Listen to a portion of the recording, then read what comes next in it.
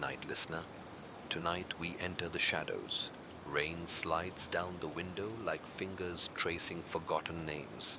Outside, streetlights flicker in amber hesitation, casting broken halos onto the wet pavement. Footsteps echo, too distant to place, too close to ignore. Somewhere in this city, a truth is waking up, dragging itself out of its shallow grave. If this story found you, maybe it's because you've been followed too. So, before we vanish into this mystery, like the video and subscribe only if you can handle the truth buried beneath the lies. Tell me, Nightwalker, are you drawn more to the truth, the thrill, or the justice? Now lock your doors, take a deep breath, and follow me into the dark. The envelope is already sitting on your desk when you get home. No return address, no postage. The paper feels wrong, too heavy, too deliberate, like it's already absorbed secrets. You don't recognize the handwriting, but you recognize the case number. It was closed years ago. Your case. You solved it. Didn't you? You open it anyway, because curiosity is the gentlest form of self-destruction. Inside is a single manila folder marked Witness 014D and a photo paper clipped to the first page. A young woman, eyes wide, mouth open, not in fear, not quite, more like caught in the moment between recognition and regret. You know her face. Her name is Emily Vance. She's the victim, but the photo is dated 3 days after she died. A tremor runs through you, something primal. You flip through the rest of the file. Most of it is redacted, pages blacked out like secrets burned to ash. Then, tucked near the back, a fingerprint card. Only one print recorded. The thumb, ink smudged, like the person knew what they were doing but didn't care to be clean. You hold the page up to the desk lamp. It's fresh, still slightly tacky. Whoever left it knew you'd find it tonight. You didn't tell anyone you were coming home. A cold wind slips in under the door, even though the windows are shut tight. You glance around the room. Everything's in its place, but it all feels shifted, like someone stood in your space and turned each object a single degree. You get the feeling something's been watching you longer than you've been aware of it. There's something else you won't admit yet. The photograph. You've seen that photo before, but the last time you saw it, the victim had no eyes. You knew, but pretended you didn't. You search for the original case file, pull it from the back of your filing cabinet, under the decoy folders.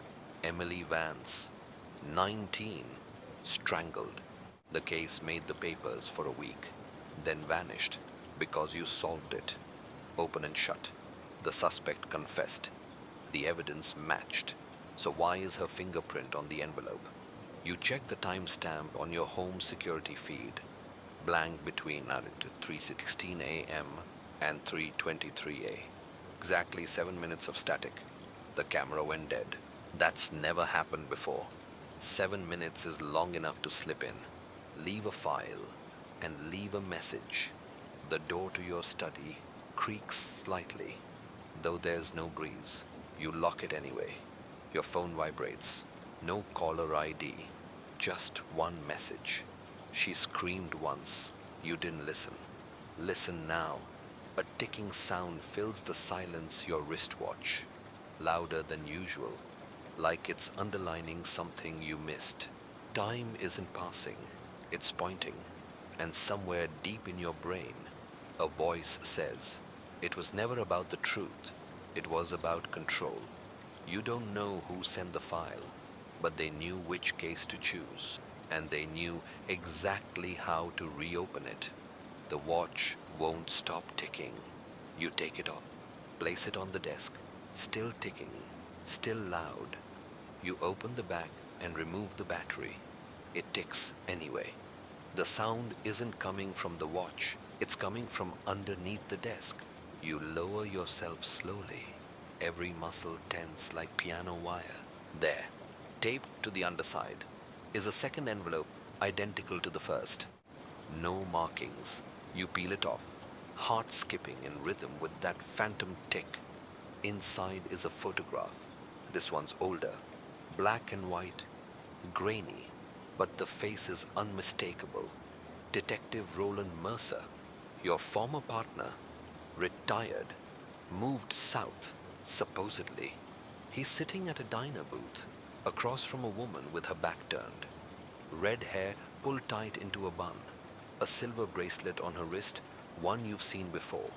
Too many times to count. Emily Vance's bracelet. Except this photo is dated last week. You knew, but pretended you didn't. Your throat tightens. This isn't just about reopening a case. This is personal. You thumb the edges of the envelope. Something sharp slices your finger clean. Intentional. A razor blade embedded in the seam. You stare at the thin line of blood like it might spell something. Another message. Another test. You don't bandage it.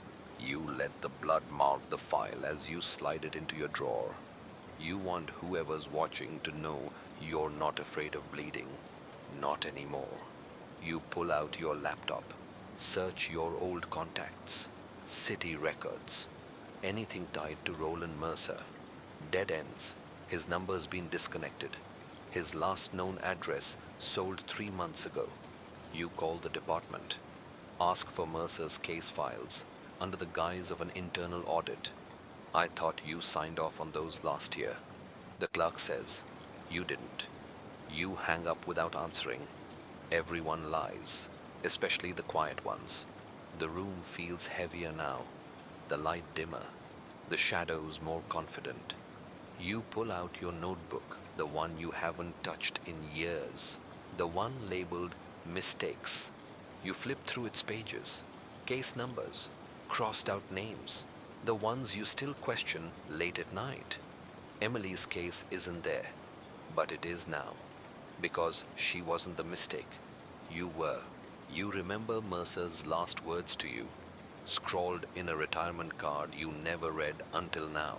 Some ghosts knock, some let themselves in. You hear another sound. Not knocking, typing. You glance at your laptop. Lines are being written on their own. She's not done. Neither are we. Then the screen goes black. Your reflection stares back in the monitor, pale, hollow-eyed, framed by your cluttered desk and the envelope that started it all. But something's wrong. The reflection blinks. You don't. What if you've been the suspect all along? You spin the monitor around. Nothing behind it. No tricks. No one there. Just the photograph of Mercer and the woman wearing a dead girl's bracelet. You call your precinct again. This time you ask for the cold case logs. I'm sorry. The new intern says that case isn't listed as cold. You hesitate. Then how is it filed? Open. She replies. You don't speak. You don't need to. The silence says everything. You closed that case 7 years ago, but something reopened it without you. And now, you're the only one who remembers why it should have stayed buried. You slide the envelope under your pillow that night, not because it comforts you, but because it feels like a barrier, a warning, a line in the sand between what you know and what's coming. The ticking starts again, only this time it's coming from inside the walls. The sound stops the moment you move. No ticking, no humming, just the raw pulse of your own heartbeat echoing too loudly in the silence. You don't sleep.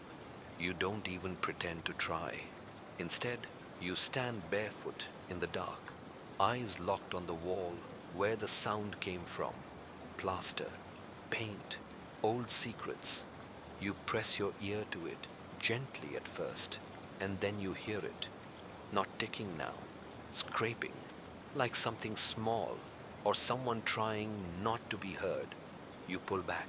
Your breath clouds against the chilled air. This apartment's been yours for 9 years. You know every creak in the floorboards, every groan in the pipes. This, this doesn't belong. It was never about the truth. It was about control.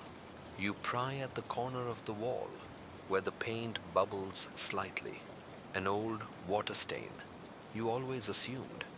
But now, your fingers find a seam unnatural, deliberate.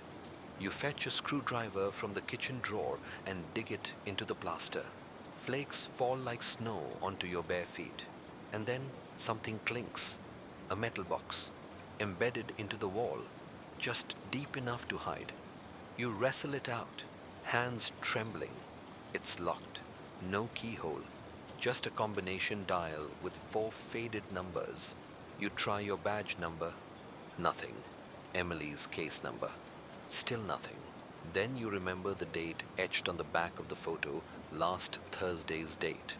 You spin the dial, 6132. The box clicks open. Inside is a cassette tape and a small silver charm shaped like a crescent moon, the kind you'd hang on a bracelet. Her bracelet. You stare at it like it might blink. And then curiosity wins. You don't own a cassette player, but the neighbor next door does. Derek, the jazz head with too many cats and not enough boundaries. You knock once. He answers in a bathrobe and raises an eyebrow before you even speak. Didn't expect you to come knocking at midnight. Everything okay? You show him the tape. He hesitates, then shrugs. You know, I can't resist analog mysteries. You follow him inside, stepping over his cats like landmines. He pops the tape into the player, adjusts the volume. At first, just static.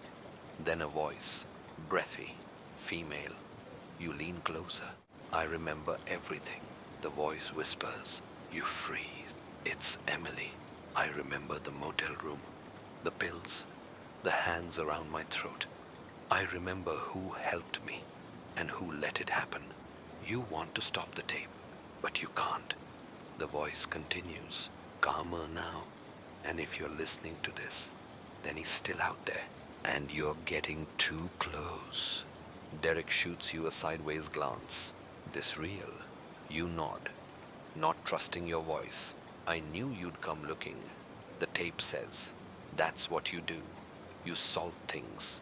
You dig until there's nothing left to bury. Then the voice hardens. But maybe this time, stop digging before someone decides you need to disappear too. The tape whirs, clicks, ends, silence. You take the cassette and leave without another word. Derek doesn't stop you. You're not sure if he's more afraid of you now or for you. Back in your apartment, you lay the charm next to the photograph. One more puzzle piece you didn't ask for. Your hands shake, not from fear, but from the growing suspicion that you've been here before. Not this place, this feeling of watching a case grow fangs, of realizing too late that you're not investigating the crime, you are the crime, or what's left of it. What if you've been the suspect all along? You sit on the edge of your bed, the wall behind you still warm from where you ripped it open. The cassette, the bracelet, the voice. Emily is dead. You've seen the autopsy report, but the woman in that photo, the one across from Mercer. You grab your phone and zoom into the background. There's a clock on the diner wall. It reads 4:22 p.m. Another clock. Another ticking warning. You scroll to the corner of the photo. There, barely legible, is the diner name, Maggie's Grill. You open your laptop and type it in. It's 20 minutes away. You grab your keys, because sometimes the ghosts aren't trying to haunt you. Sometimes they're trying to warn you. The road to Maggie's is lined with fog and memory.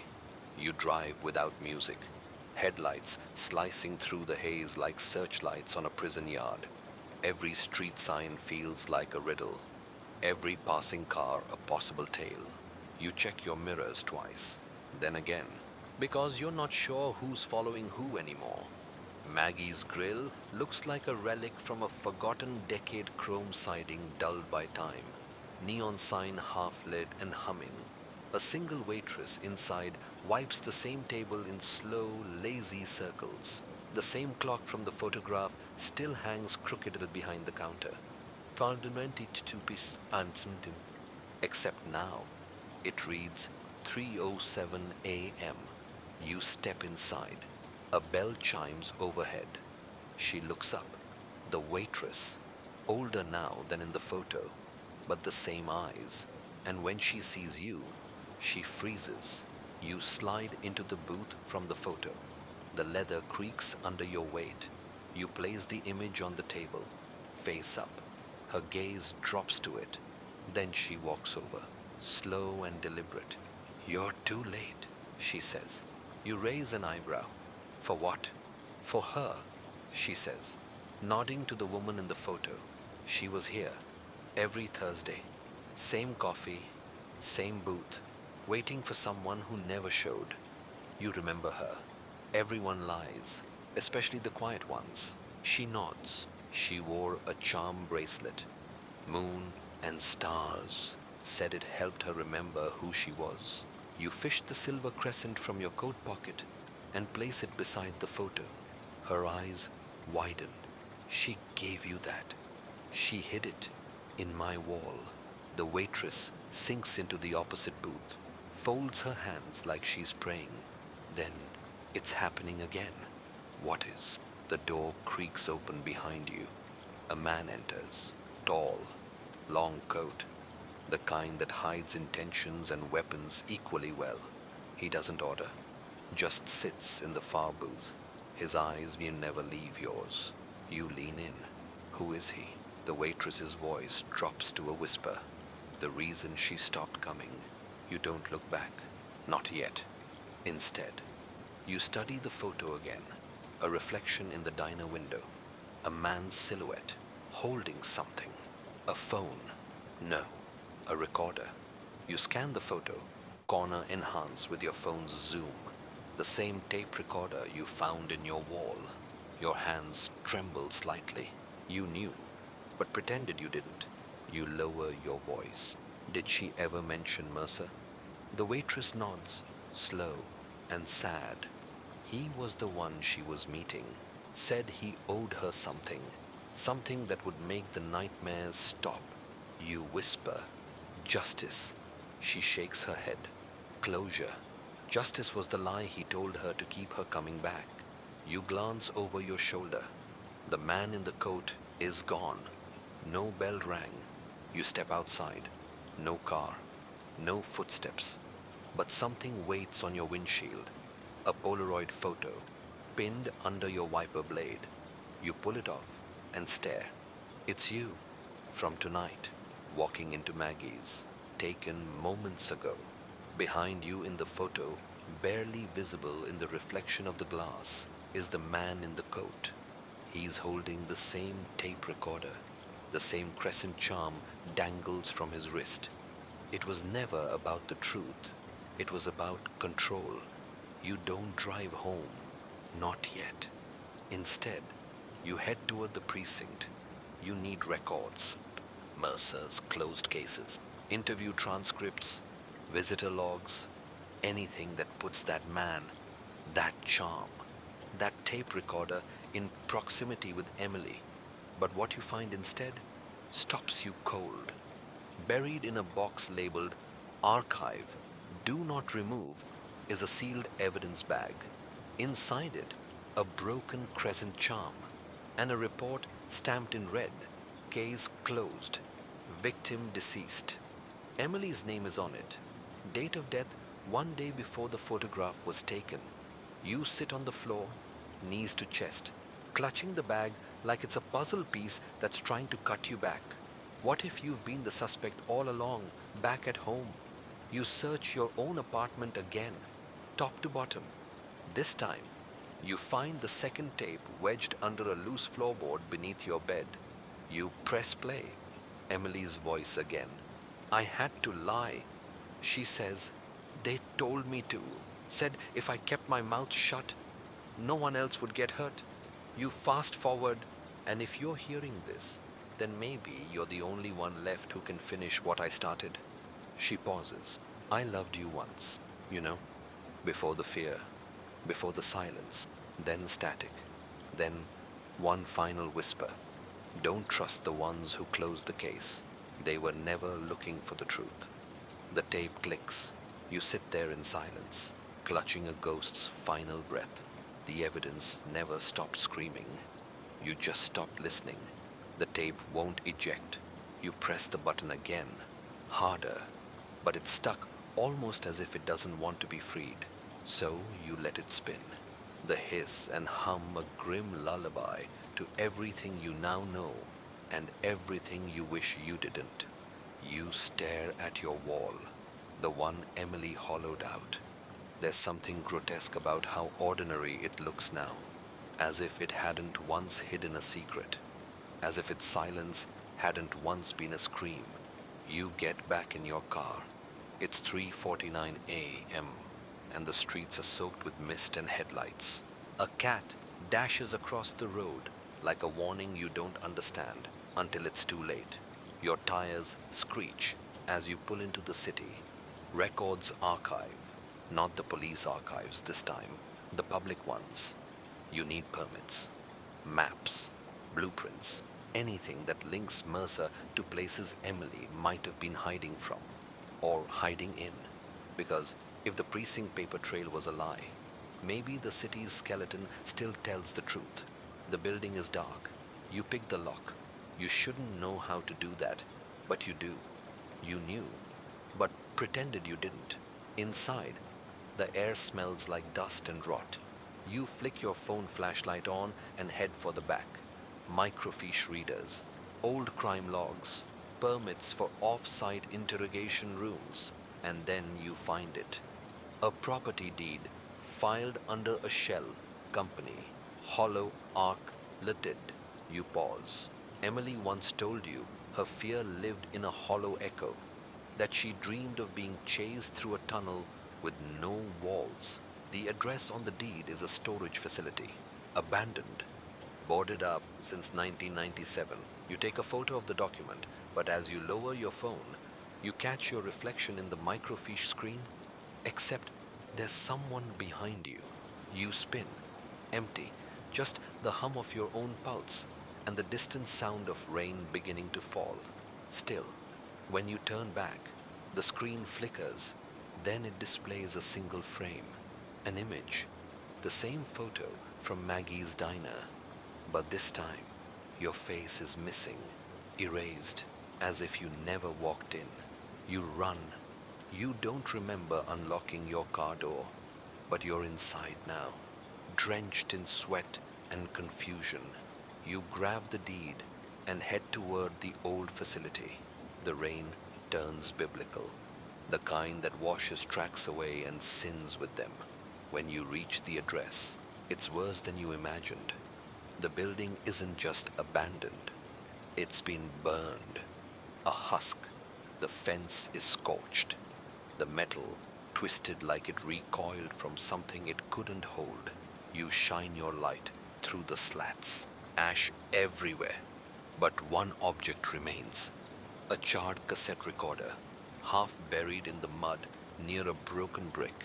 You kneel down, hands trembling, and lift it carefully. It's warped, melted at the edges, but the label is still intact. In Emily's handwriting, for the one who won't let go. You open the compartment. There's a tape inside. You press play. It doesn't hiss, it weeps. Emily's voice, barely a whisper. If you're here, they know. Pause. They always watch the fire to see who returns. Pause. There were two of them. One asked the questions. The other smiled. You stiffen. Two. The man at Maggie's and someone else. She continues. They didn't want me dead. They wanted me erased, like it never mattered. You clutched the recorder tighter. It was never about the truth. It was about control. Her voice softened, but I left something behind. Not just the tapes. The real story, it's in the missing photo. Your breath hitches. You're not crazy, she says. You're just the only one who still cares. And then, the final click. But not from the recorder. From behind you. A deliberate, metallic click. You freeze, then turn. A silhouette stands beyond the fence, on the other side of the rain. Same coat, same stance. But something's different now. You see what's in his hand. Not a gun, not a knife, a lighter. And in the other hand, another cassette. He raises it slowly, then flicks the lighter once. You shout, but your voice is swallowed by thunder. And then he's gone. You rush to the fence. No one. Just wet pavement and the smell of something old. Something like burnt hair and gasoline. Back at your car, you look at the photo again, and you realize the reflection isn't a man. It's two. One seated, one standing behind. But the standing figure, you know that face now. It's you. What if you've been the suspect all along? You drive without thinking, headlights cutting through the fog like a blade through tissue paper. Your hands grip the wheel too tightly. That tape recorder sits in the passenger seat like a witness who refuses to talk again. The phrase loops in your head. The real story. It's in the missing photo. You pull over at an all-night diner, not Maggie's. Somewhere, no one knows your name. The kind of place where even the shadows are too tired to follow you inside. You slump into a booth, wipe your face, and take out the photo again. You scan every inch. Maggie's counter, condiments, coffee pot, background patrons, but then it hits you the mirror behind the register. That's where the reflection came from. And in that reflection, it is you, standing behind Emily. Too close, too familiar. You hadn't been protecting her. Had you? You'd been part of the equation all along. You knew, but pretended you didn't. You always assumed you stumbled onto the case. But what if the case found you because you were already involved? Your phone buzzes, an unknown number, a text. Stop digging. You won't like what you find. You don't reply. You leave cash on the table and bolt back to your car. You don't know where you're driving. Maybe nowhere. Maybe the only direction that still makes sense down. The only place that holds answers now is the one place you swore you'd never go again. Emily's old apartment. It had been sealed off after the fire. No one wanted the ghost, but ghosts don't ask permission. The door yields with a heavy creak. The smell is the first to hit you: mildew, smoke, and something faintly sweet, like rotted perfume. The wallpaper peels in curled strips, like skin after a burn. You move through slowly. The living room is untouched, so is the kitchen. But her bedroom, that's where time collapsed. The bed is still made. On the nightstand a clock, stopped at 2:07 a.m., and a glove, a single black leather glove, Emily's. You pick it up. It's too small for you, but there's something tucked inside, a torn corner of a photograph. You recognize the edge, the yellowed tone, the jagged rip. This is the missing piece. You take it out and slide it next to the photo you've been carrying. It fits, and it changes everything. The complete image shows not just you behind her, but something else. A man beside her at the counter. A man with his hand on her back. And tattooed fingers. You've seen those before. On Mercer, he'd always worn gloves in interrogation, but you saw them once, just once. A black serpent inked across two knuckles. You never forgot. You matched the hand in the photo to that tattoo, and suddenly, you understand. Mercer hadn't just known Emily, he'd owned her fear. She wasn't just a witness, she was a liability. And you were the leverage. Because the date on the photo, it's the day before she disappeared. And it's time-stamped at 10:43 p.m. That's the exact time Mercer had given you your first off-the-books assignment. The one he claimed was just surveillance. The one you never questioned. The one that ended in a warehouse fire no one ever took credit for. You sink to your knees, photo in hand, glove on the floor beside you. It was never about the truth. It was about control. They didn't just erase Emily. They edited you. The glove is sticky in your palm. There's something else inside. You peel back the inner lining and find a tiny flash drive. No markings. Just a single red dot etched on one side. Back at your car. You plug it into your laptop. A single file. Untitled. You open it. It's a video. Grainy. Night vision. Two men in a basement room. Emily strapped to a chair. One is Mercer. The other. It's you, but you're not doing anything. You're just standing there. Watching. Not stopping it. Not helping her. Just watching. And suddenly, everything slows. Your breath, your heartbeat, your memory, because you remember this.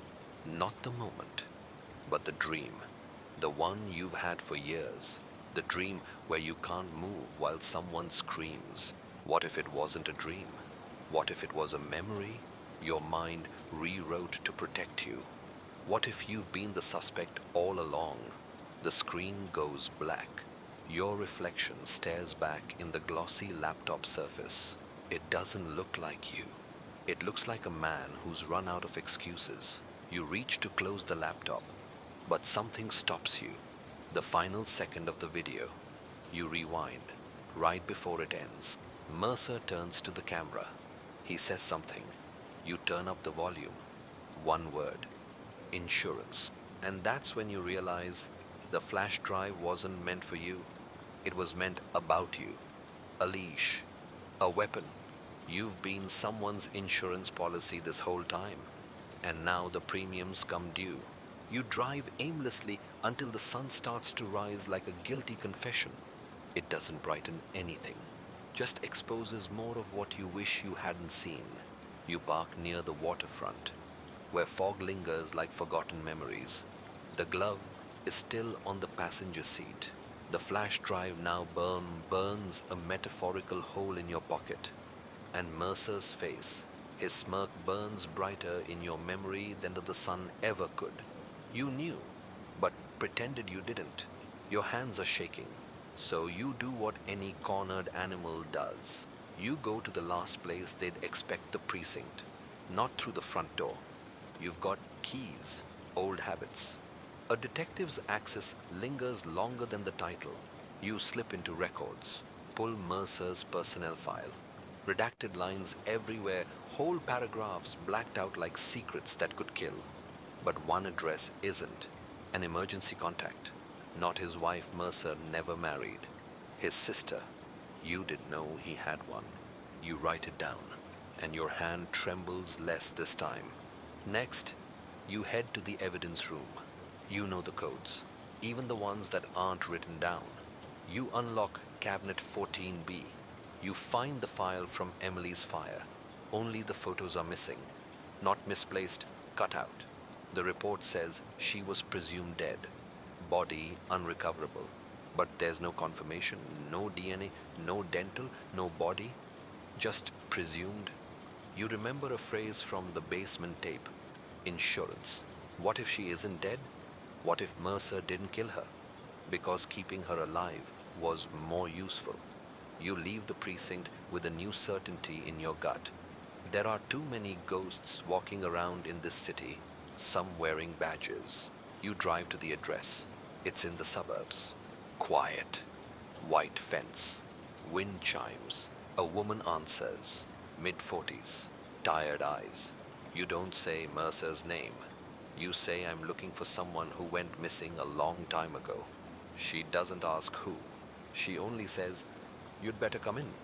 The living room is clean, but still, like nothing's moved in years. You notice the ticking clock loud in the silence. Another reminder. Time remembers what people forget. She brings tea, but doesn't pour any. You ask about Emily. The woman stiffens. Her hand twitches. "I was told she died in the fire." You say, "No body." "Right," she whispers. You nod. She gets up and returns with a photo album. Old Polaroids. A girl with long dark hair. A crooked smile. You stop at one particular photo. Emily, eyes bright. Hand in a sling. Dated 3 months after the supposed fire. "She was here," the woman says, confirming what you already feared. "For how long?" "A few weeks." Then Mercer moved her again. Said it was for her protection. Protection from what the woman looks away. From you. And it lands like a punch you weren't braced for. He said you snapped. She adds that you had feelings for her. That she manipulated you. You knew, but pretended you didn't. You flipped to the next page. A page that's been torn out. You still talk to Mercer. Not in years. Not since I saw the bruises on her arms. The way she flinched when he walked in. Your heart's hammering now. You ask for an address. She hesitates. Then scribbles something on a grocery receipt. "You didn't get it from me." She says. You leave. And as you walk down the driveway, you see it. A black SUV idling across the street. Tinted windows. Government issue. Watching. Not moving. You don't panic. You just walk calmly to your car and drive. But you don't go straight to the address. You circle the block. Twice. 3 times. The SUV doesn't follow. Still, you don't trust it. You ditch your car 2 blocks away. Change coats. Put on sunglasses. And double back on foot. You follow the address. It's an apartment building downtown. Older. 5 floors. You climb the stairs instead of using the elevator. 5th floor. Room 508. You knock once. Nothing. Twice. Footsteps. Then silence. Then the door creaks open. And there she is. Older. Pale. But unmistakably her. Emily. Alive. She doesn't scream. Doesn't speak. Just looks at you with eyes full of oceans you'll never cross. You want to say something. Anything. But the moment steals your voice. And then she says it. Soft as a blade. "They told me you were dead." And the part of you that believed you were, that buried itself in guilt and amnesia, starts to crumble. But before you can answer, something happens behind her. A shadow moves. A figure steps forward. Mercer, smiling. "He was already here. You shouldn't have come," he says. "And now you finally understand. It wasn't about solving the case. It was about keeping it buried." You don't move. Neither does Mercer. For one long, brutal second, the room feels like a standoff, held together by breath and the thin thread of restraint. Emily stands between you. She doesn't look at either of you, just at the floor, like she's waiting for someone to make the first mistake. You always had a thing for grand reveals. You say to Mercer, your voice is steady, but inside, your bones are screaming.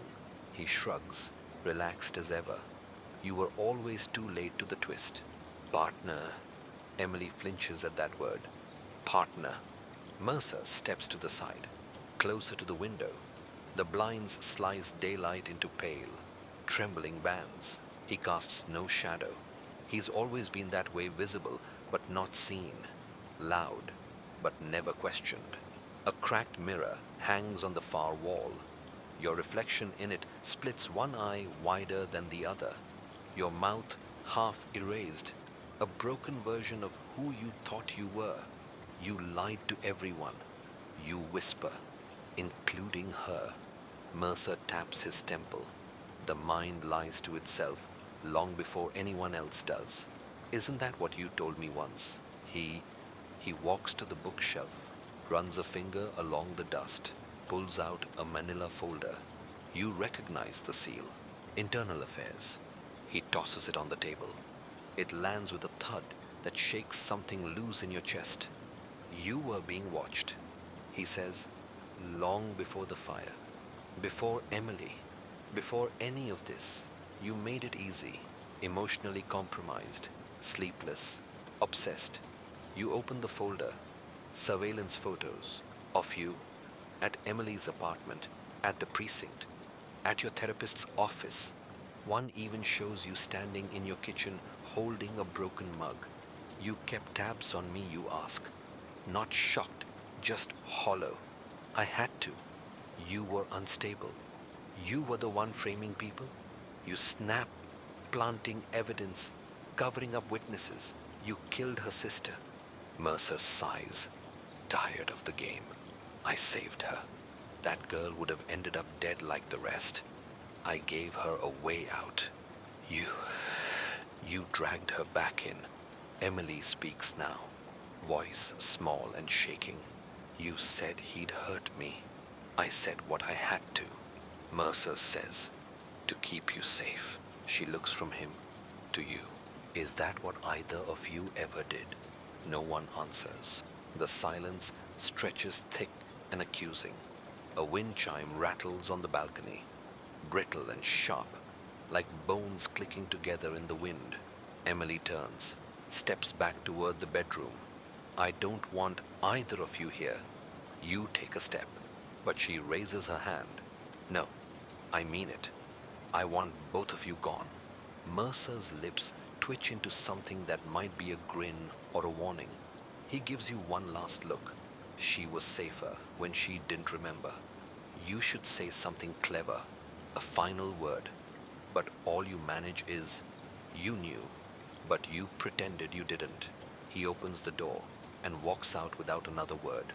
You stay, not because you're brave, but because something's off. Emily sits on the edge of the bed. She holds something in her lap. It's the missing photograph, the one from the evidence file, charred at the edges. A girl, not Emily, not quite, but familiar. Her name was Jenna. Emily says that you remember, barely. A missing girl went off the grid after testifying against a human trafficking ring. The case went cold. She wasn't my sister. Emily says she was me, the first version of me. You don't understand until she adds. Mercer created Emily. He burned down Jenna and built something safer. And now the picture has meaning. It wasn't just a clue. It was a confession. The past hadn't just been hidden. It had been rewritten. The ticking clock on the wall accelerates, at least in your head. Time snapping forward, snapping shut.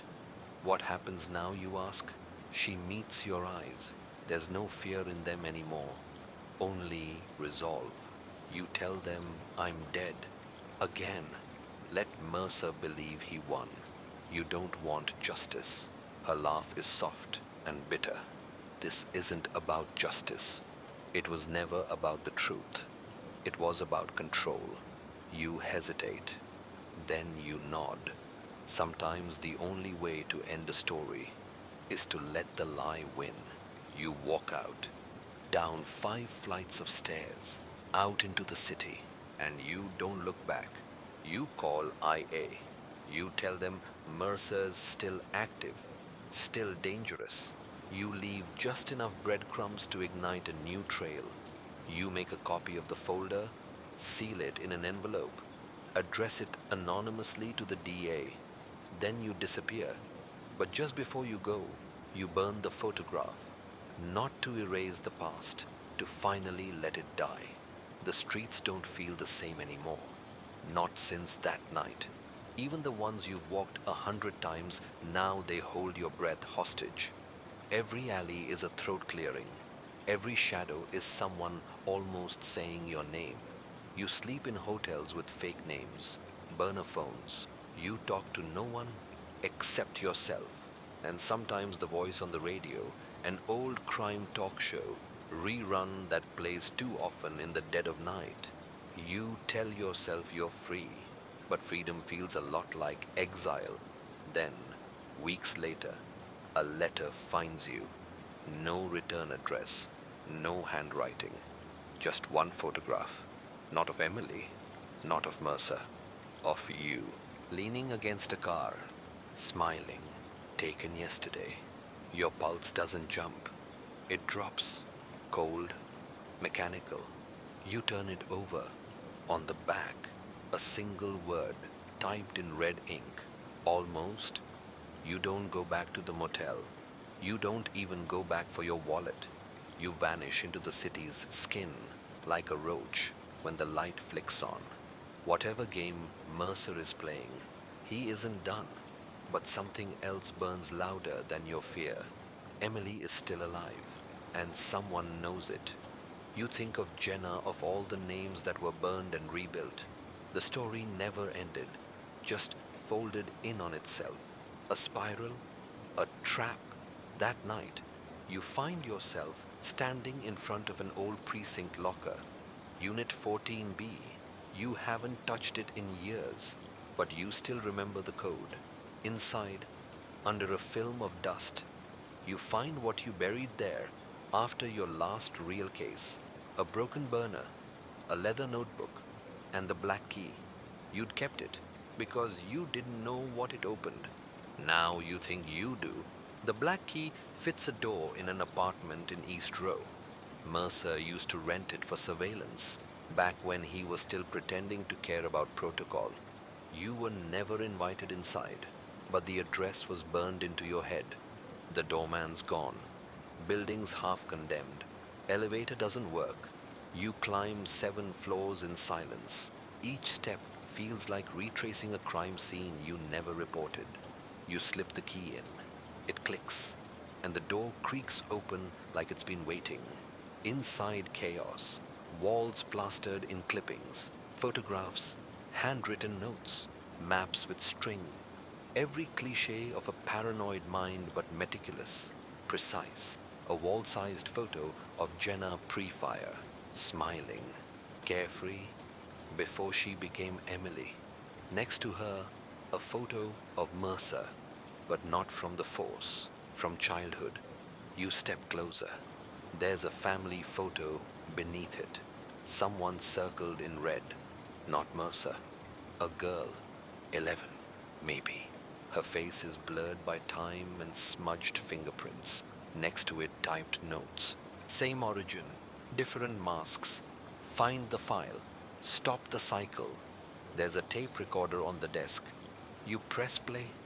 Mercer's voice bleeds through, tired, older, less sure of himself.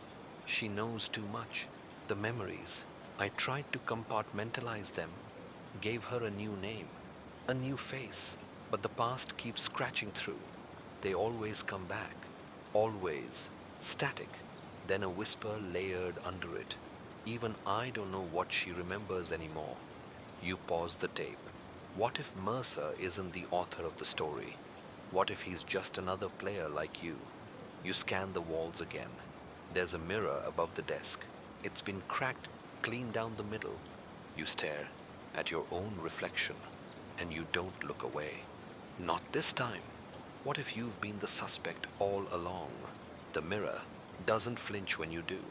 It just stares back, its fractured grin slicing your reflection into pieces too clean to deny. You reach out, fingertips grazing the crack, half expecting your hand to vanish into it like smoke. But all you touch is glass, cold, stubborn truth. You study the room again. Every photograph pinned to the wall, every scrawled note in black ink, there's a rhythm to it. A pattern you don't fully grasp yet. But Mercer wasn't just tracking Emily. He was tracking everyone. Victims, witnesses, former cops, even you. Especially you. In the corner, a stack of boxes. The top one marked Case 42 sealed. You flip it open. Inside, yellowed files, a burnt photograph, and something you almost forgot existed, a police badge. Yours. before it was revoked, before the tribunal. It's been scoured of name and number, the way someone might erase a sin they couldn't bear to carry. And then a glove, black leather, thumb ripped, palm still sticky with old blood. You remember this glove. You found it in a field 6 years ago, part of a case that never found its ending. You reported it, turned it in, and yet, here it is filed under a case number that never made the roster. You stare at it for a long time. You knew, but pretended you didn't. What else had been buried? You rifle deeper. Under the badge is a sealed envelope. No name, no date, just a wax seal, pressed with something you can't quite make out. You hesitate, then tear it open. Inside, a single page, typed. The evidence isn't wrong, just misfiled. Check the morgue. Drawer 19. She was never supposed to be found. Your pulse thrums low. Drawer 19. You know the place. The old coroner's office they shut down after the budget cuts, left the dead to rot in silence. No cameras, no staff, just dust and whatever the city forgot. And if she's in drawer 19, then the case never closed. It just changed hands. You pocket the note, slip the glove into your coat. You don't know why you do it, maybe for evidence, maybe for the weight, maybe because it's yours. The hall outside is quiet, but your shoes make every step sound like confession. You leave the building with the feeling someone's watching, but when you turn nothing, that night, you visit the morgue. No lights, no locks, just the breath of the city curled around its abandoned bones. You push through the door with your shoulder. The air smells like mildew and secrets. Your flashlight flickers, like even it wants to back out. You count the drawers. 17, 18, 19. Your hand pauses. It was never about the truth. It was about control. You grip the handle, cold, rusted, and pull. Drawer 19 slides out, but it's empty, almost. There's no body, just a box. Inside it, another photograph. The same girl from Mercer's wall, 11 years old, but this one's labeled Subject, Alice Carrow, deceased, money 93. You swallow. Alice Carrow. You've heard that name before. A missing child case, never solved, files sealed. It was one of the first stories Mercer ever told you. He said it haunted him, said it was the reason he became a cop. And now her picture shows up here, connected to Mercer, connected to Jenna, to Emily, to you. What if Alice never died? What if she became Emily? What if the perfect victim had a different origin altogether? You check the back of the photograph. Another line of typed text. They renamed her to keep her safe, but the past remembers its own. Your mind reels. What if everything, your investigation, your exile, Mercer's obsession wasn't about a murder, but a resurrection? You look down, at the box, at the photograph, at your hands, and something deep inside you asks the question you've been too afraid to form. What if she was never running from a killer? What if she was running from who she used to be? You back away from the drawer. The hallway behind you groans. You spin. Nothing. And yet, everything feels wrong. You run. Out into the night. Into the rain. And in your coat pocket, the black glove begins to feel heavier. Like it remembers more than you ever did. You don't go home. Home is where things wait in the dark. Memories. Doubt. That photograph, now tucked into your inside pocket, radiates like heat. You drive instead. Anywhere. But anywhere becomes nowhere fast. The streets blur.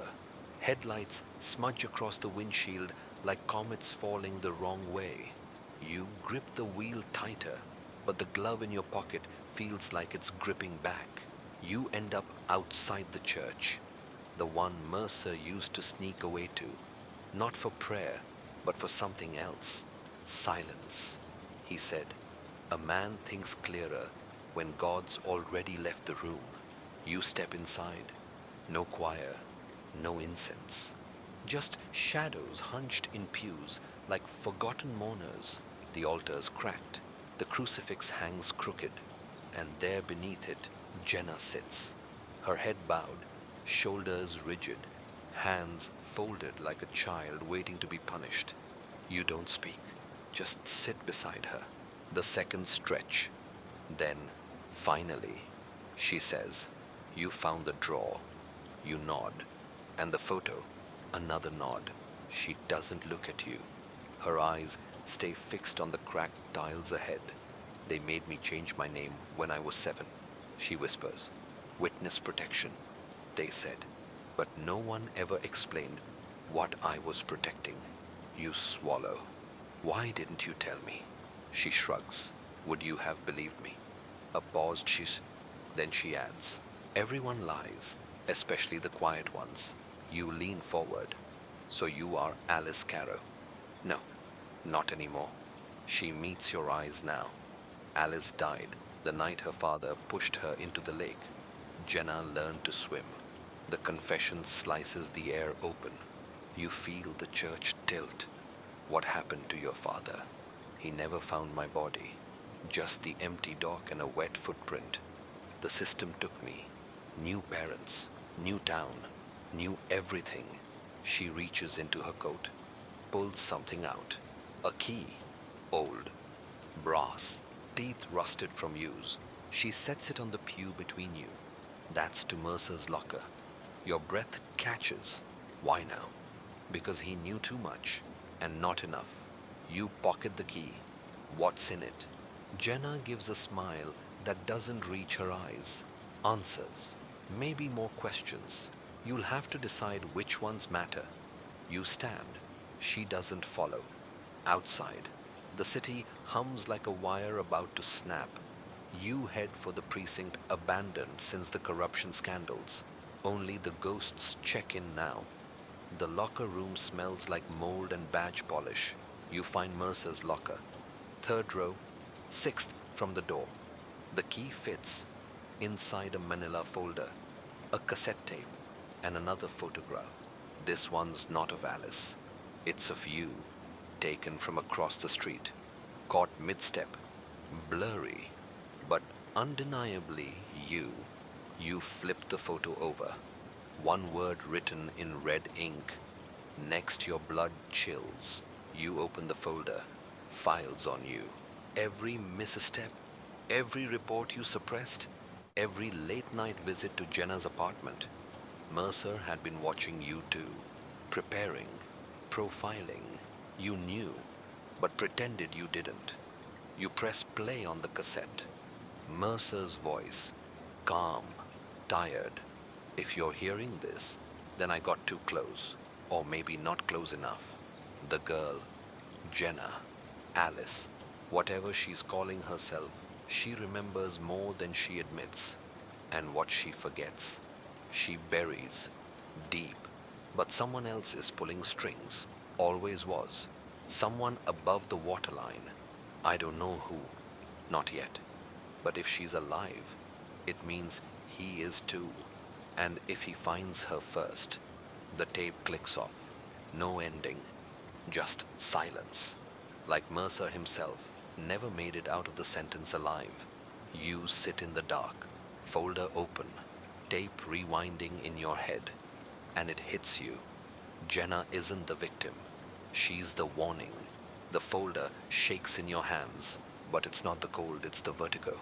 You sit there in Mercer's ruined locker room, a ghost among ghosts, and realize something terrifying. Someone's been investigating you.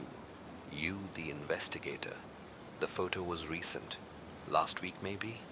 The angle, from your own street. The implication, someone's close, watching, always has been. You stare at Mercer's notes, handwritten, scattered, barely legible in places, but it's his voice you hear again, clearer than tape. Trust the girl, but only up to the waterline. After that, she'll drown you too.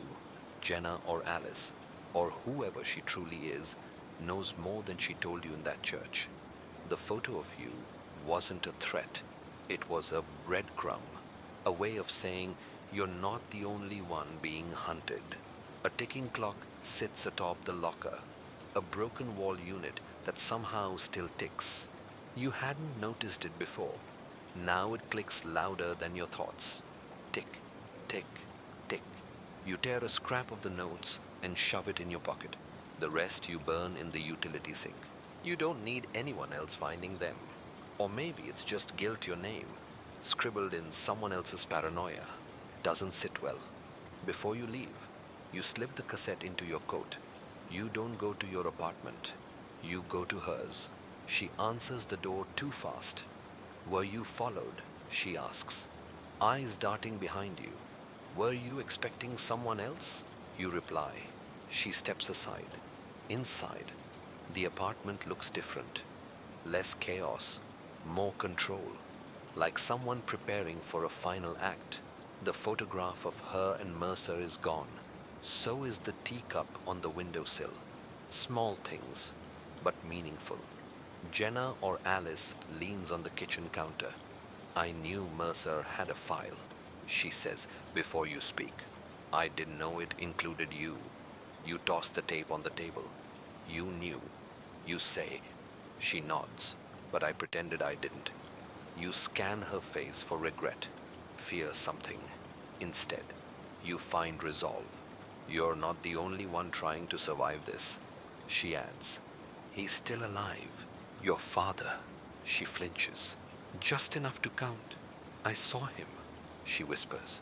2 weeks ago, at the courthouse. He looked right at me, and I looked away. You glance at your coat pocket. The folder, the photo. He's not just alive, she says, stepping closer. He's watching us both, and he's not alone anymore. A silence thickens between you. You almost hear the ticking again. What does he want, you ask? Control. He never wanted me dead, just compliant. And you, she smiles bitterly. You're just another loose thread. You're not sure if she means to comfort you or warn you. Maybe both. There's a knock at the door. Not loud, measured, like someone who's already inside. Jenna's eyes widen. Did you tell anyone you were coming? You shake your head. The knock comes again. You reach for your holster. Empty. You left it in the car. Another knock. Jenna whispers, the back window. Go. You hesitate. And I'll buy you time. I'll buy. It feels like betrayal to leave, but the look in her eyes, the fierce steadiness says, she's done running. Or maybe she's just tired of waiting to be caught. You slip out the back. A rusted fire escape groans under your weight. You hear the door open, and a voice, deep, smooth, wrong, says, hello, Alice. You freeze, then climb down faster than gravity allows. Once on the ground, you double back to your car from across the street. You look up. The window blinds move, then still, then move again. You raise your phone, snap a photo, zoom in, 2 silhouettes, one familiar, one impossibly familiar. Your mouth goes dry. It is him. You don't know how, or why, or what this means yet, but the man who was supposed to be dead is standing in the same room as the girl he tried to erase. And neither of them is screaming.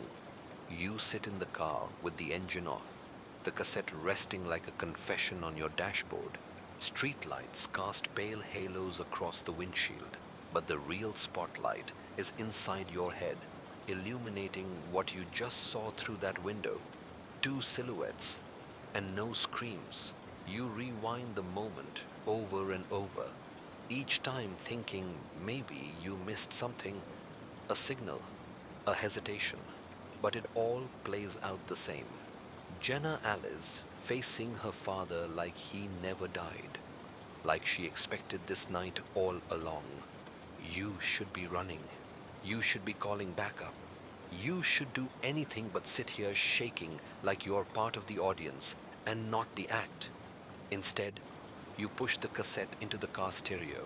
Click. His voice floods the car, thick with dust and secrets. If this reaches you, then you're closer to the truth than they ever wanted you. Congratulations. But tread carefully. The alibi doesn't matter.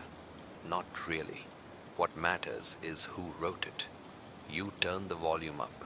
The girl, my daughter, is not what she seems. But that's not the warning. The real danger is the man who taught her to lie. You hit pause. The man who taught her to lie. You glance back at the apartment. The blinds have stopped moving.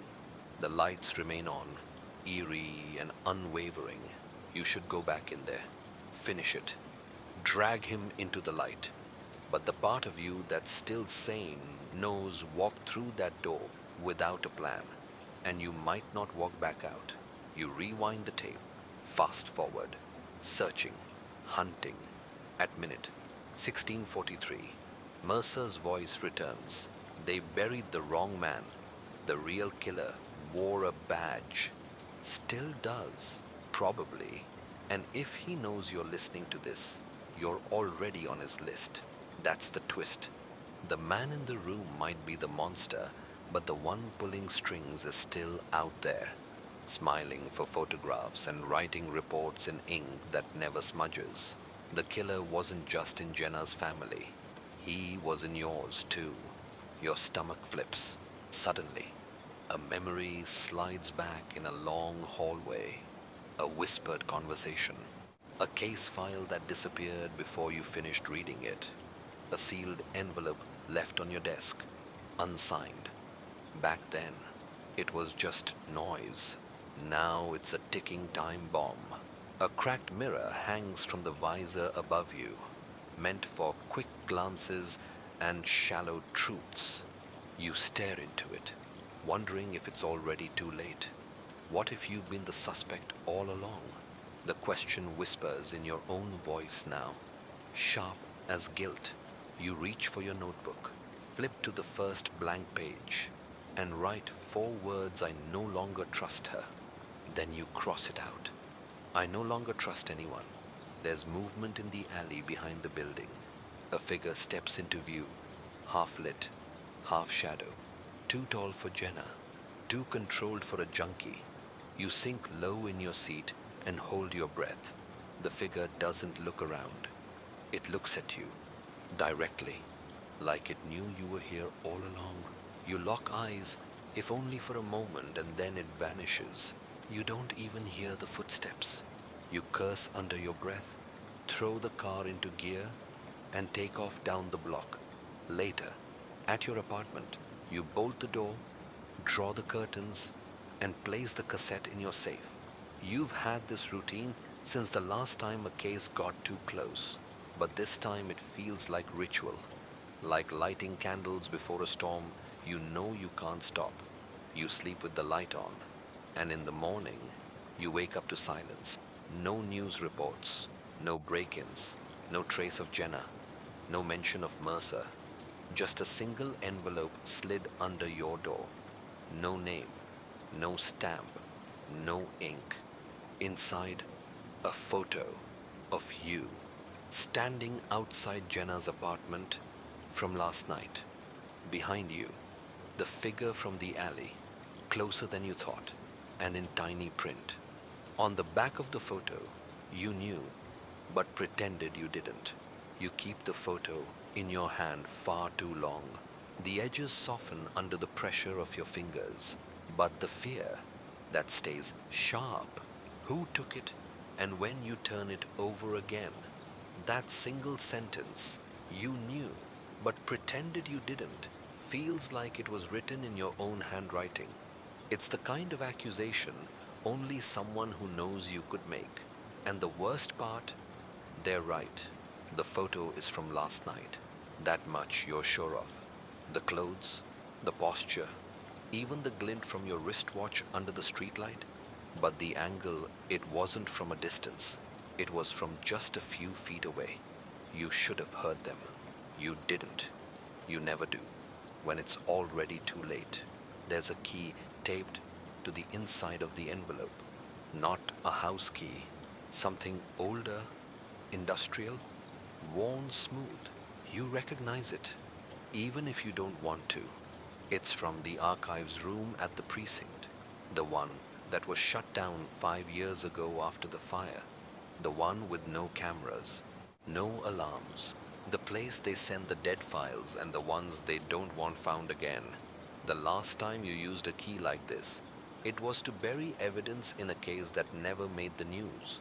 You remember the smell, mildew and scorched carpet, and you remember thinking some files are meant to stay forgotten. Apparently, someone remembered. The ticking clock on your wall stutters once, then corrects itself, like even time is reluctant to keep moving. You pocket the key and step into the hallway. The building is too quiet for a Monday. Every floor feels like a held breath. Outside, the air is damp with something heavier than rain, like the atmosphere is thick with watching eyes. You don't take your car this time. You walk. Each step toward the precinct echoes like footsteps behind you. But when you turn, the sidewalk is empty. Still, your hand drifts toward the knife you swore you'd never carry again, just in case. When you reach the old precinct building, the guard at the night desk doesn't even look up. You nod, he nods, and the moment passes like a secret. The archive door is just as you remember it, steel, chipped, and buzzing faintly with static. You insert the key, expecting resistance.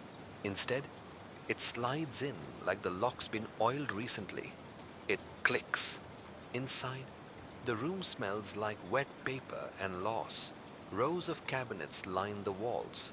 Some have tags, some don't. You scan for Mercer's name. Jenna's. Yours. Nothing. Then, in the back corner, a single drawer stands open. You don't remember opening it. You walk toward it anyway. Inside one file, unlabeled, you flip it open. It's a transcript. People versus Frank Mercer. Only it's not your version of the file. The dates don't match. The testimony is different. Witnesses you don't recognize. A psychologist's report claiming Mercer suffered from dissociative identity disorder, something that never appeared in the official documents. Attached is a photograph. Mercer sitting in a courtroom, staring directly into the lens. Behind him, Jenna, much younger, smiling. Her fingers are crossed behind her back. The caption beneath reads, "Everyone lies, especially the quiet ones." You nearly drop it. Then, from somewhere deep in the room, a sound, not footsteps, breathing, shallow, measured. You close the drawer, slip the file into your coat, and back away. But the door's closed now. You never heard it close. You're not alone. The mirror in your mind cracks a little more. You wonder, is this all a trap, or just the truth finally unfolding the way it always wanted to? You call out, voice low, "Who's there?" Silence. Then, it was never about the truth. It was about control. The voice comes from behind the filing cabinets. You freeze, because it's not Mercer's voice. It's yours. You don't move at first. You just stand there, back to the drawer, file in your coat, heart like a hammer in a locked drawer. Because the voice that came from the dark, it wasn't an echo. It wasn't a recording. It was you. Every syllable, intonation, breath, pause was yours. The voice that has lived inside your head since you buried that case, since you buried her. Your name is still on the precinct wall outside, but inside this room, it means nothing. You call out again, softer this time. "Show yourself." Silence answers. You take a cautious step forward, eyes darting toward the rows of cabinets. Some of them stand slightly ajar, like mouths holding secrets. One drawer is wide open, and it wasn't when you walked in. Inside a single latex glove yours from years ago, you recognize the blue ink smear on the cuff. Mercer's blood. You told the lab it was a misprint. They never questioned it. Now someone has the proof. You back away, and your foot hits something. The ticking clock from your office, on the floor. You didn't bring it. You didn't even hear it fall. But it's ticking, slow, offbeat, like a countdown that doesn't know where it's heading. You pick it up. The hands are spinning backward. Behind you, a whisper. You knew, but pretended you didn't. This time, the voice is even closer. You turn, but there's nothing there, just rows of metal, drawers full of forgotten crimes, yours among them.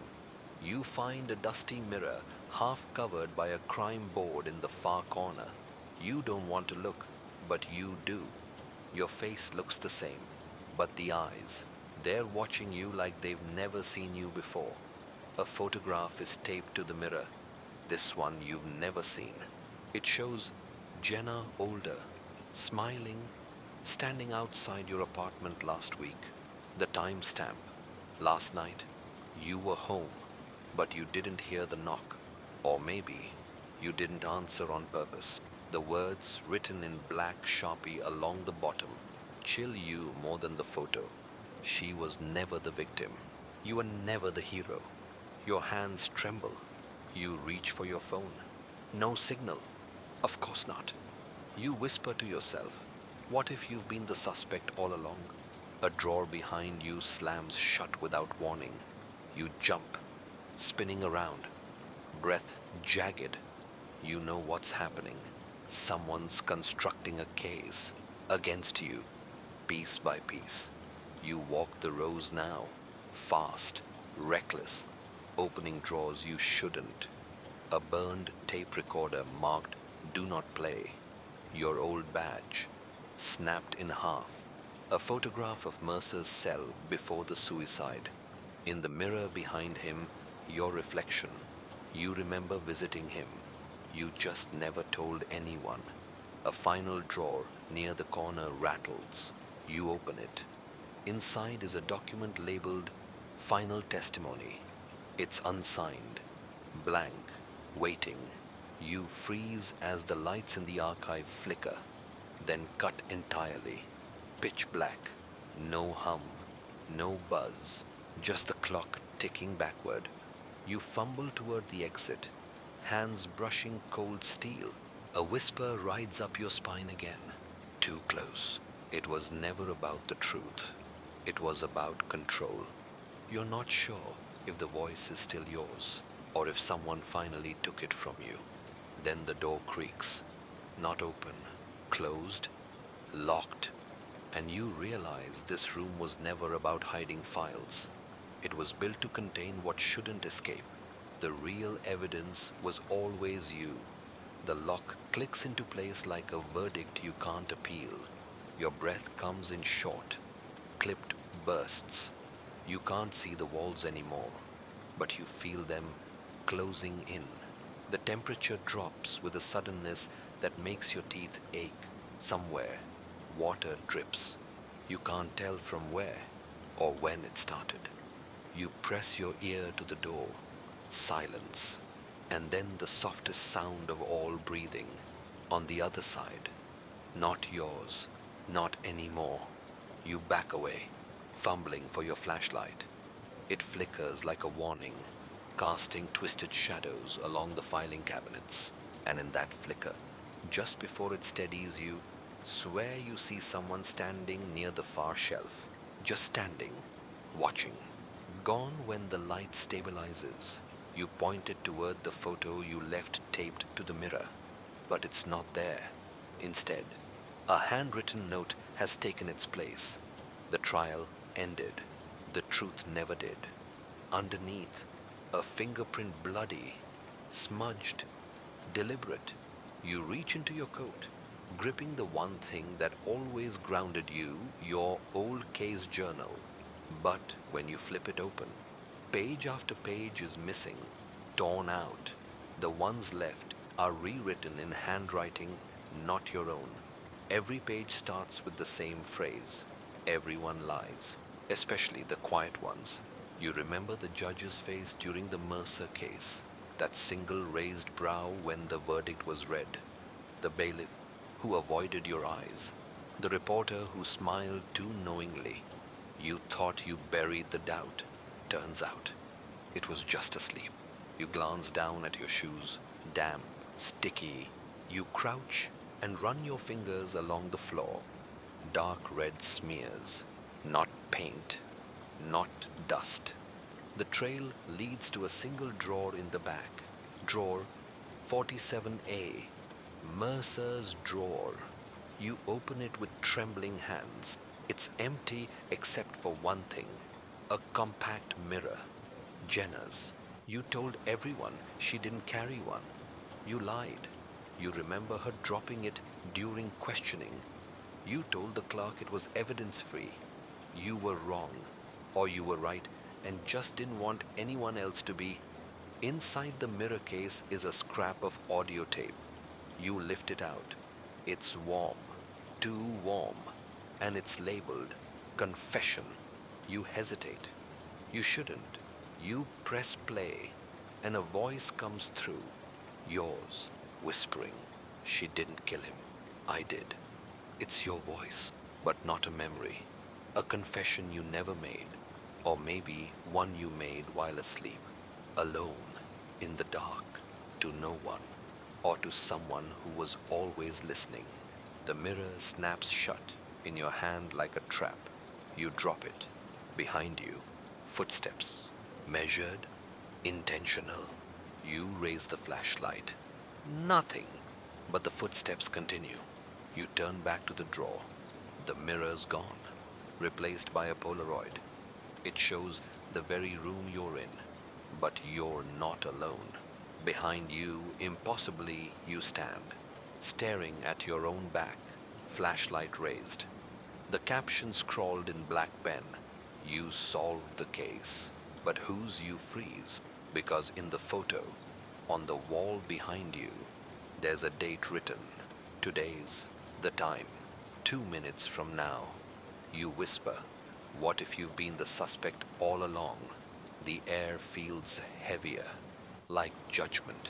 Something shifts in the dark, and you realize the archive isn't just a place for storing evidence. It's where truths rot and where lies begin to grow. You stagger back from the cabinet, the Polaroid still in your hand. The timestamp is precise down to the second. You're now 50 seconds away from whatever the photograph captured. And it's not just the image of you that haunts you, it's the eyes staring back. Your own, but not flat, hollow, not curious, knowing. The room is silent again, but it's a curated silence, like someone's holding their breath behind the walls. You sweep the flashlight across the room. Dust dances like static. The drawer closes on its own with a soft, deliberate click. You flinch. That drawer has been undisturbed for years. Until now. Until you came back. You flip the photo over. There's writing on the back. Thin, hurried strokes. Don't trust her. She knows. You don't need a name. Jenna, the woman who cried too easily, who remembered too perfectly, who had an alibi wrapped in a bow, and you signed off on it because she reminded you of your sister, of someone who didn't deserve to be hurt. But that was the trick, wasn't it? Guilt is the most efficient weapon, more so when it's yours. You pocket the photo. It burns against your thigh like a brand. You grab your journal again, desperate for something that makes sense. You start to read, and then stop. You didn't write this. The moment you close the case, someone else opened it. Below that coordinates. You memorize them. You shouldn't follow them. You already know you will, because in the end, it's not about justice. It's about finally knowing there's a sound behind you. Not footsteps this time, a voice, still chasing ghosts. Detective, it's familiar. You whip around, empty, but on the floor, something new. A red glove, small, delicate, satin. You've seen it before on Jenna's passenger seat. She claimed it wasn't hers. You believed her. You always believed her. Even when the fibers from that glove turned up on the victim's throat, you ruled it coincidence. You lied, or you needed to believe it wasn't relevant, because the truth felt crueler than the story she gave you. You pick up the glove. Inside it, a folded sheet of paper. One word, repeated 3 times. Confess, confess, confess. Your fingers tremble. Behind you, the air shifts. The door creaks open, but you didn't touch it. And there she stands, Jenna. Her eyes are dry now, her mouth unsmiling. I thought you might come back, she says. You don't move. Can't. Your knees lock in place. Your breath razor sharp in your throat. You remembered the glove. You say. She nods slowly. Took you long enough. You open your mouth, but you can't lie this time, because you knew you weren't the victim. You whisper, no, she says, stepping into the room. I was the story. Your flashlight dies. The room falls into blackness, but you don't need light anymore. You've already seen too much. And now, you have no choice but to remember. You stand in the dark. The shape of her still burned behind your eyelids. Jenna's voice lingers like perfume in a closed room, too familiar, too cloying, too dangerous. There's no sound now, no retreating footsteps, no breath but your own. You reach for your phone, no signal. Of course, but this isn't a call for backup situation, is it? This is a penance. You use your thumb to trace the photo's edge in your pocket. The edges are curled.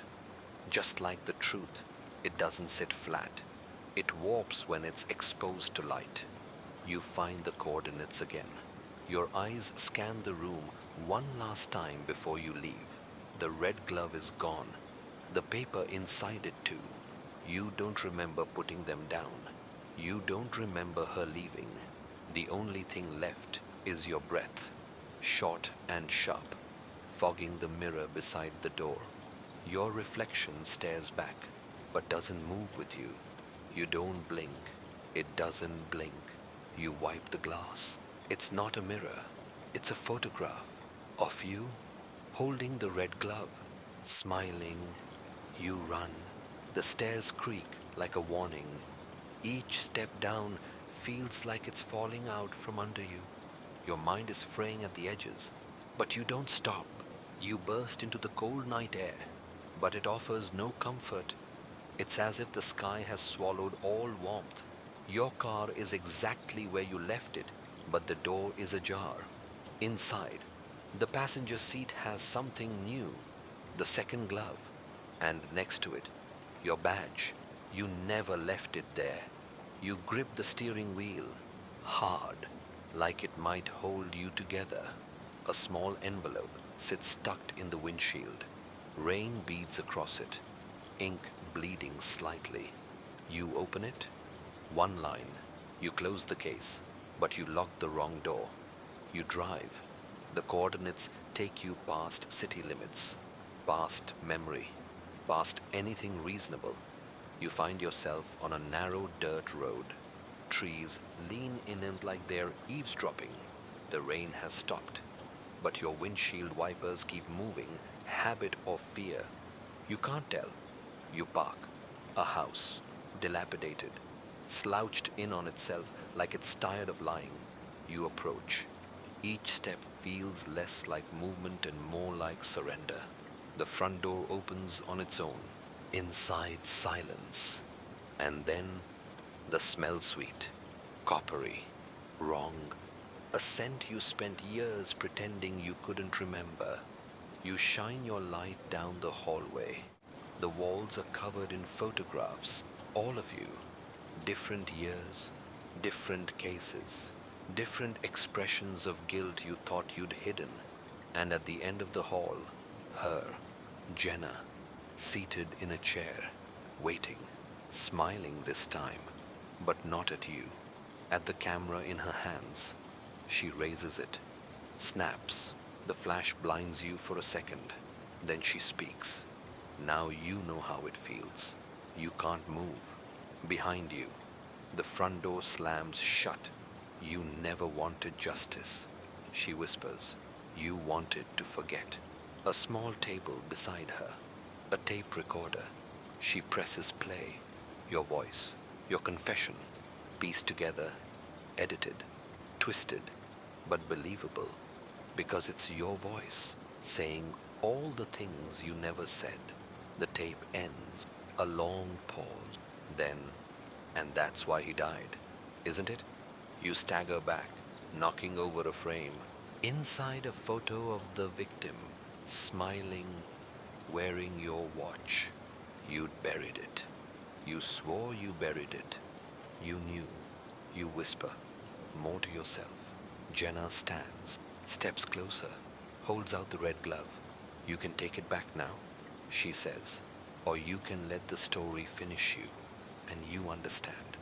She wasn't trying to expose you. She wanted you to live with it. Every second, every echo, every lie.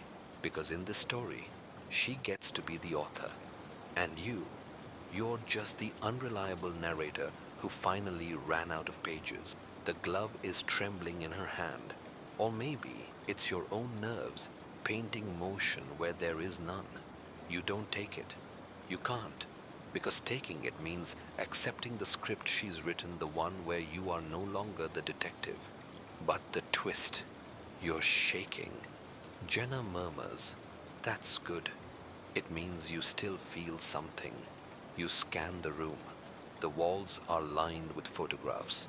Yes, but in between them, you notice symbols, faint markings in charcoal, circles, arrows, X's scrawled over your face in certain frames, a timeline of obsession or justice, depending on who's holding the pen. The ticking starts again, not from a clock, from the recorder. She presses it again. Another voice now, a child's. I saw him leave. He had a red glove in his pocket. You stagger backward. Your legs hit the chair she was sitting on moments ago. You collapse into it. It feels rehearsed, like she knew you would. Jenna doesn't move to comfort you. She simply steps aside and gestures toward the basement door. You've come this far. Might as well see what truth really looks like in the dark. You hesitate, then stand. You descend the stairs. Each step groans like it's remembering something it shouldn't. The basement is unfinished. Cement walls, a bare bulb swinging overhead like a slow metronome counting down your illusions. In the center, an evidence board, not hers, yours. From the first case, the one you buried under promotions, handshakes, and departmental awards, photos, notes, witness statements you torn apart in court. Only now they're pinned up, connected by red string, rewritten. Correctly, one detail catches your eye. A journal entry, dated 2 days before the murder. Not from the victim, from you. You blink. No, not your handwriting, but it mimics yours. Perfectly. A forgery. Or a memory someone else captured before you could destroy it. You reach for it, but Jenna's voice drifts down from above. Funny how much we trust handwriting, as if it can't lie. You turn and call up to her. What do you want? There's no answer. Only the sound of a car engine turning over outside. She's leaving. You race up the stairs 2 at a time. Burst through the door, gone. The car. The girl. The night swallowed whole. Only the echo of the glove remains on your fingers. You sit on the porch. Dawn is breaking. It feels offensive light doesn't belong in stories like this.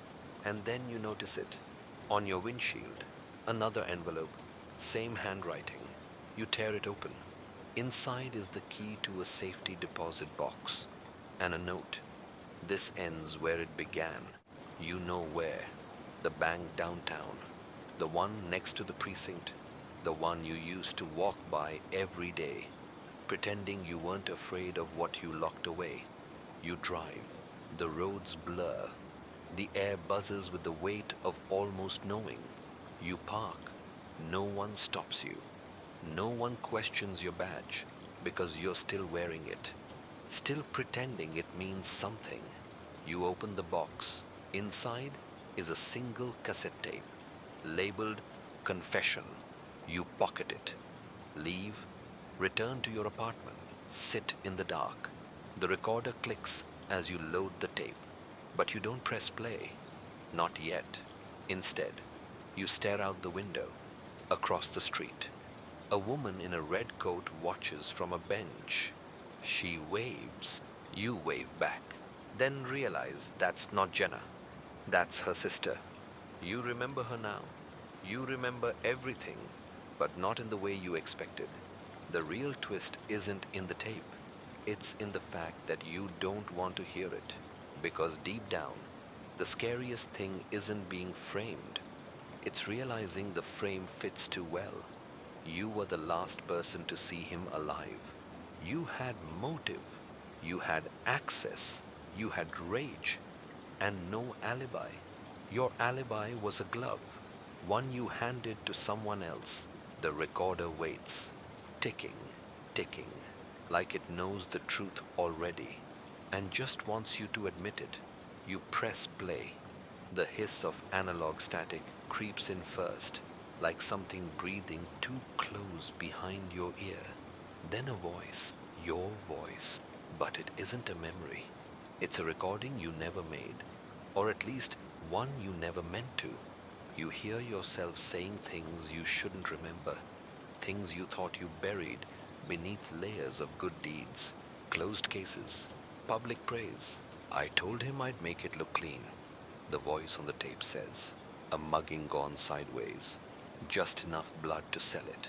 Your hand jerks to stop the tape, but you don't, because this isn't a confession. This is proof. The voice goes on, calmly recounting details only the killer would know.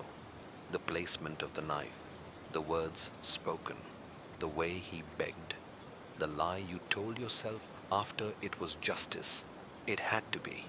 You grip the edges of the table as the room sways. It wasn't about justice. It was about control. The tape ends with something worse than the words. It ends with laughter.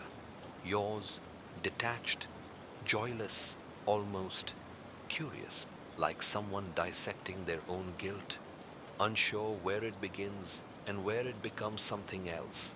You sit in the silence. No applause, no sirens, no absolution. Only the dull click of the recorder's end spool spinning out like a dying heartbeat. You check the envelope again. There's something else folded inside. A photograph, a candid shot, grainy, but unmistakable. Jenna, with a man, your partner, from the first precinct, alive.